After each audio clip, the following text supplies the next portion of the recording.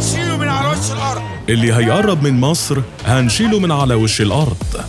على مقربة من السيسي كان يقف هذا الضابط عندما قال جملته الشهيرة مع أول ظهور علني لفرقة البلاك كوبرا المصرية المختصة بمكافحة الإرهاب. ورغم أن لقاء الرئيس المصري عبد الفتاح السيسي مع ضباط بلاك كوبرا ذائعة الصيت اليوم كان في عام 2020 خلال احتفالات وزارة الداخلية بعيد الشرطة 68 بالتزامن مع تنفيذ أفراد الفرقة حينها عمليات ضد مطلوبين ومسجلين خطر بجرائم إرهاب دولة في أخطر المناطق الصحراوية وأكثرها وعورة وصعوبة بمصر، حتى بات عناصر الفرقة يطلقون على أنفسهم اسم الفدائيون الجدد. إلا أن الزمن الحقيقي لتأسيس بلاك كوبرا كان قبل هذا بعامين، وتحديداً في عام 2018 حين قررت وزارة الداخلية المصرية تفصيل قوة شرطية عسكرية تكون مهمتها الرئيسية أن تكون الذراع واليد الطولى لاجتثاث من تصنفهم مصر عناصر خطرة وإرهابية يصعب الوصول إليها،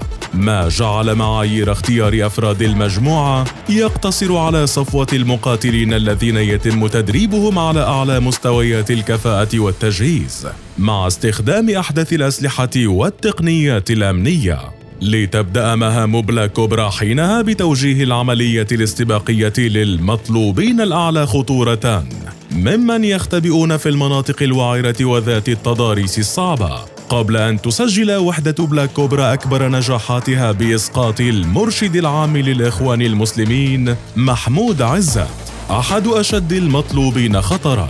في عملية استغرقت 25 دقيقة بشهر أغسطس 2020،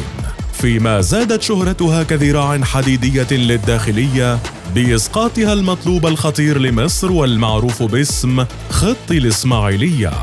إليك قصة تأسيس بلاك كوبرا ومن كان وراءها.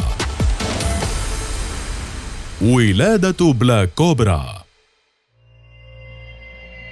داخل المعهد القومي للقوات الخاصة المصرية في مايو 2018 تم إصدار أول بيان عملي لمهام وحدة شرطية جديدة تابعة لوزارة الداخلية بقطاع الأمن المركزي اسمها بلاك ووتر، بعد توجيه مباشر من الرئيس السيسي لإيجاد قوة من الشرطة تضاهي بتدريبها وتسليحها أفضل القوات الخاصة في العالم، على أن تكون مهامها مقتصرة على اعتقال المصنفين تحت خانة إرهابي مسجل شديد الخطورة، ويختبئون في أكثر المناطق خطورة وصعوبة ووعورة بجبال مصر أو صحاريها أو بأي من مناطقها ومدنها.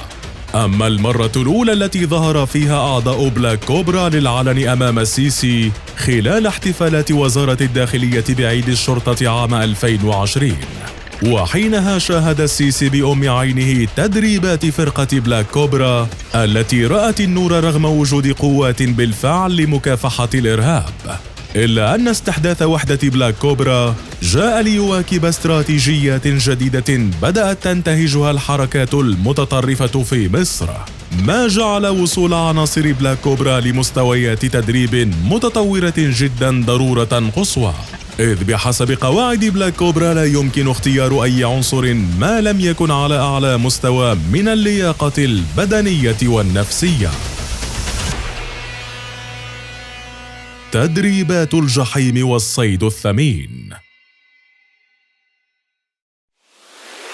تبدأ دورة تحضير عناصر فرقة بلاك كوبرا المصرية بتدريبات خاصة، أولها التدريب المضني في الصحاري والجبال بأكثر الظروف الجوية شدة، تمهيداً للوصول بأعضاء الفرقة لمستويات عالية من المهارات الجسدية القتالية والحركية، خاصة وأن فرقة البلاك كوبرا متخصصة بالمناطق التي يصعب الدخول إليها كجبال محافظة صعيد مصر وسيناء والصحراء الغربية والمناطق الحدودية. وبحسب القائمين عن فرقة بلاك كوبرا الذين لا يعلنون عن أنفسهم صراحة بل يكتفون بتصريحات دون ذكر هوياتهم الحقيقية لوسائل الإعلام، فإن الفرقة تعد إحدى وحدات القوات الخاصة لكنها تكلف بالعمليات الصعبة من حيث الطبيعة الجغرافية لمكان المهمة وقوة العناصر التي ستتعامل معها. أما مدرب عناصر بلاك كوبرا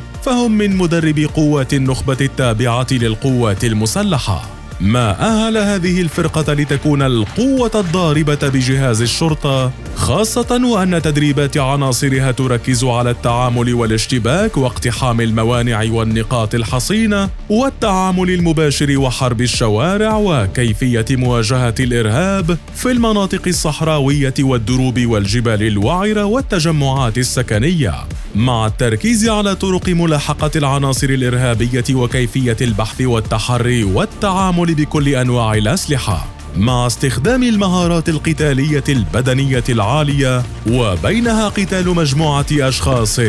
بيد واحدة. ورغم أن أهم عمليات فرقة بلاك كوبرا المصرية تتركز حول قادة التيارات المتطرفة مثل عملية القبض على القيادي الإخواني محمود عزت المرشد العام للتنظيم، إلا أنها سجلت نجاحات في عمليات شرطية خطيرة وكبرى أخرى، وعلى رأسها إسقاط خط الإسماعيلية الذي دوخ أجهزة الأمن المصري في عملية قتل فيها ضابطان وأصيب آخران عام 2021. أسلحة بلاك كوبرا. ما زالت وسائل الإعلام المصرية تنشر بين الفينة والأخرى تسريبات عن فرقة بلاك كوبرا، رغم أن كل عملياتها عادة ما تحاط بالسرية وبعيدة عن أضواء الإعلام. لكن من بين أهم المعلومات عن الفرقة إضافة لبعض عملياتها وتدريباتها الأسلحة الفردية التي يستخدمها عناصر وضباط فرقة بلاك كوبرا، وعلى رأسها كسلاح رئيسي البندقية الروسية من طراز AK-104،